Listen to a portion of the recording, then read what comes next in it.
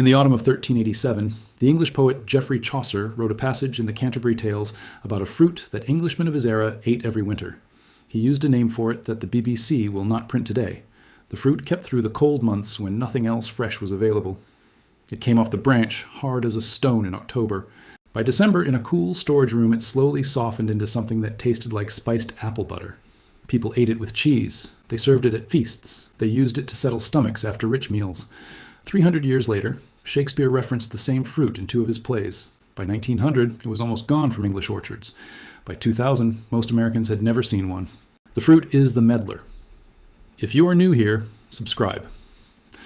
The medlar has been cultivated for at least 3,000 years. Its origin is the southern coast of the Caspian Sea in what is now northern Iran, where wild populations still grow along forest edges and stream banks. The Greek philosopher and botanist Theophrastus, writing around 300 BC, described the medlar tree in his work Inquiry into Plants. By approximately 200 BC, the fruit had been introduced to Roman cultivation. Pliny the Elder included a detailed entry on it in his 1st century natural history, listing 3 varieties grown across Italian estates. The Romans carried it across their empire. By the time the empire fell, medlar trees were established in nearly every region the Romans had occupied, from Spain to Britain to North Africa. The reason it spread so widely is the same reason it once mattered so much. A medlar fruit picked in late October will last, in a cool storage room with no refrigeration, for 2 to 3 months, sometimes longer. Some accounts from medieval English households describe medlars stored from harvest in late autumn until the following March. 5 months of storage on a fruit that requires nothing but a cool, dark space. This is the part that almost nobody understands today. In medieval Europe, fresh fruit was not available in winter. Apples kept reasonably well for 2 months, maybe 3 under good conditions. Most other fruits did not. A peach picked in August was edible for 1 week, maybe 2, and then it was gone until the next August. The medieval calendar of food was a calendar of scarcity. The apples available to a Victorian household tasted dramatically different from medieval apples. Sweeter, crisper, less acidic, more uniform. Refrigerated railway shipping, which began commercially in the 1860s and 1870s, made it possible to deliver fresh apples across long distances and through the winter months. A Victorian Englishman in February no longer needed a blooded medlar to have something fresh and sweet. He could buy a Cox's orange pippin shipped from Kent. The third force was cultural. The medlar's appearance had always been a problem for polite society. The fruit's calyx, the dried remnant of the flower at its base, forms a distinctive open structure that medieval English speakers had named after the human body in unflattering terms. Chaucer's nickname for the fruit became an embarrassing artifact in the more refined Victorian and Edwardian periods. The author Saki, writing in the early 20th century, used medlars repeatedly in his stories as a symbol of decay and social rot. A fruit associated with rural peasantry, rude nicknames, and visual unpleasantness was not a fruit that prosperous Edwardian households wanted on their tables. The combination of cheaper sugar, better tasting apples, better refrigeration, and a centuries-old image problem pushed the medlar out of mainstream cultivation in roughly 50 years. By 1920, medlar trees were rare in England. By 1950, they were unusual. By 1990, most British supermarkets had never carried them. Subscribe if you want more of these stories. The fruit that had fed European winters for 2,000 years was not eliminated by disease or climate change. It was outcompeted by the supply chain. What is unusual is that as recently as 1990, botanists discovered an entirely separate species of medlar growing wild in Arkansas, Mispilus canescens, documented for the first time only 35 years ago.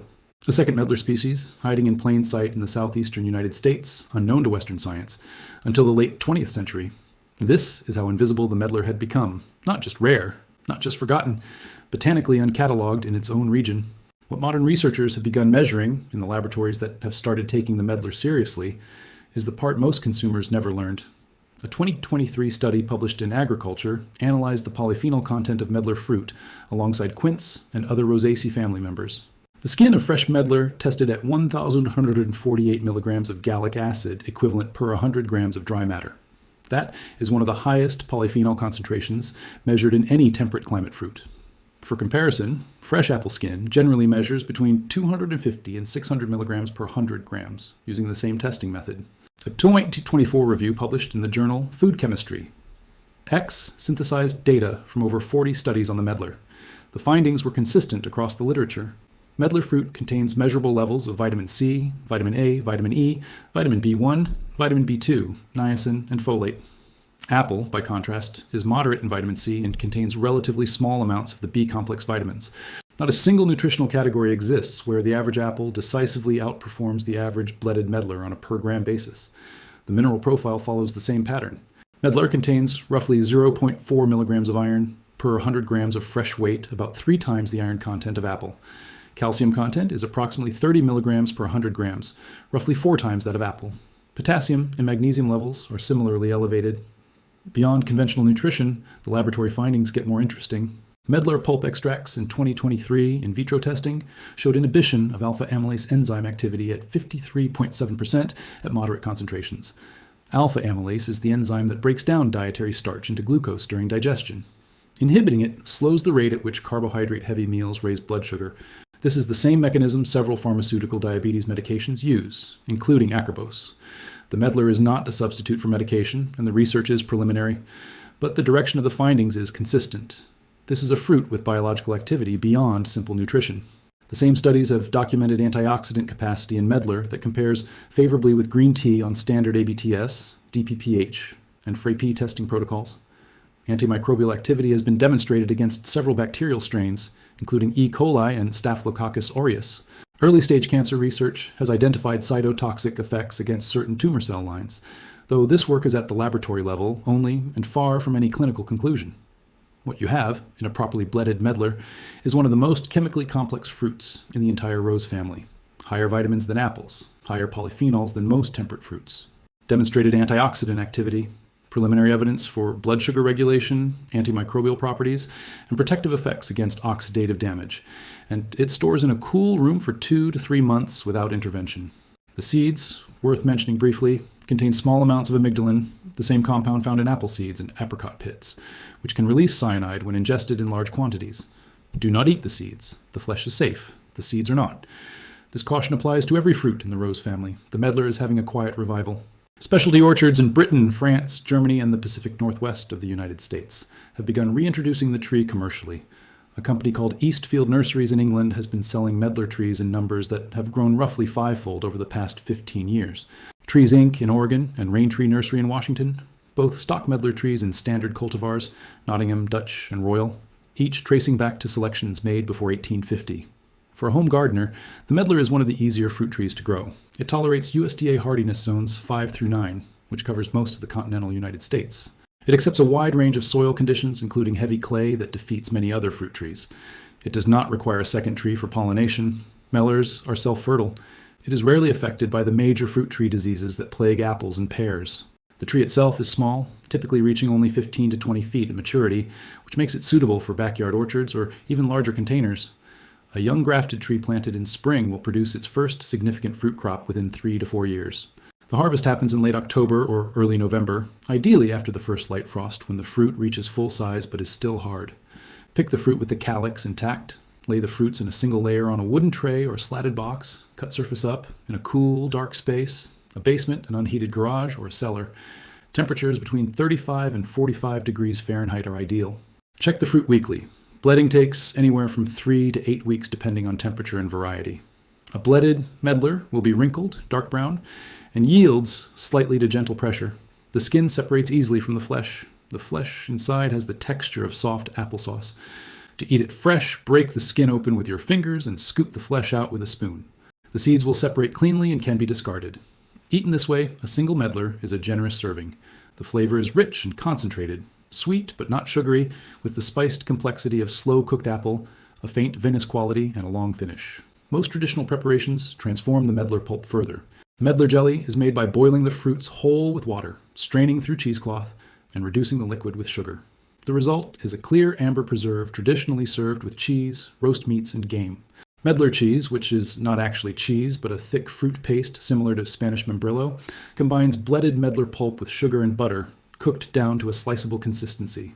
It keeps for months in a cool pantry and pairs traditionally with sharp aged cheeses. For someone unwilling to grow a tree, bledded medlars are occasionally available at farmers markets in October and November in regions where the trees still grow, particularly in Britain, France, and the Pacific Northwest.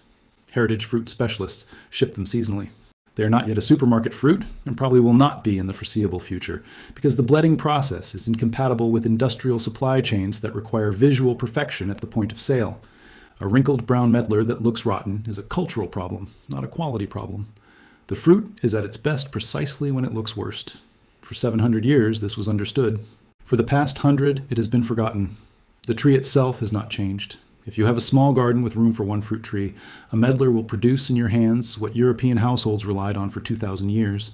Next week, a vegetable that grows wild along most American highways and contains 4 times the vitamin K of kale, mistaken for a weed by nearly every state agriculture department in the country. Subscribe so you do not miss it. What you could eat in February depended entirely on what you had preserved or stored from the previous summer and autumn. The medlar solved that problem. It was not eaten the same year it was harvested. It was eaten the year that followed. What is unusual about the medlar is that it is one of the only fruits that becomes edible by ripening off the tree, not on it. Picked in October, the fruit is hard, sour, and astringent. The tannin content is high enough that biting into a fresh medlar produces an immediate puckering effect, similar to eating a green persimmon. Over the next 2 to 3 months in storage, something gradual happens. The starches in the flesh slowly convert to sugar, the tannins break down, the acids decrease. The flesh turns from white firm to brown soft. The fruit looks, to anyone unfamiliar with it, as if it has spoiled. This process has a specific name. The English word for it is bledding. It is not rotting. It is a controlled enzymatic transformation that happens inside the intact fruit, turning an inedible object into one of the most flavorful fruits of the medieval table. By December or January, the bledding is complete. The skin is wrinkled and dark brown. The flesh inside is the texture of thick applesauce. The flavor has been described in nearly every culinary writing across 7 centuries in the same general terms. Apple butter mixed with dates, caramel, cinnamon, and a faint note of fermented wine. Chaucer's Reeve in the Canterbury Tales makes a passing reference to bledded medlars. Shakespeare's Romeo and Juliet contains a brief joke about them. His, As You Like It, uses them as a metaphor for late-life sweetness, arriving only after surface decay. For roughly 700 years, this was a normal fruit, and then, in a fairly compressed window of historical time, it almost disappeared. The first force that displaced the medlar was sugar. Cane sugar, imported from Caribbean and South American plantations, became increasingly available in Europe during the 18th century. By 1800, sugar prices had fallen to a level where ordinary households could afford it as a regular ingredient. What sugar enabled was the transformation of European preserving traditions. Fruits that previously had to be eaten fresh, dried, or stored carefully through bledding and fermentation could now be cooked into jam, jellied with sugar, candied, or pickled in syrup. Storage was no longer the problem it had been.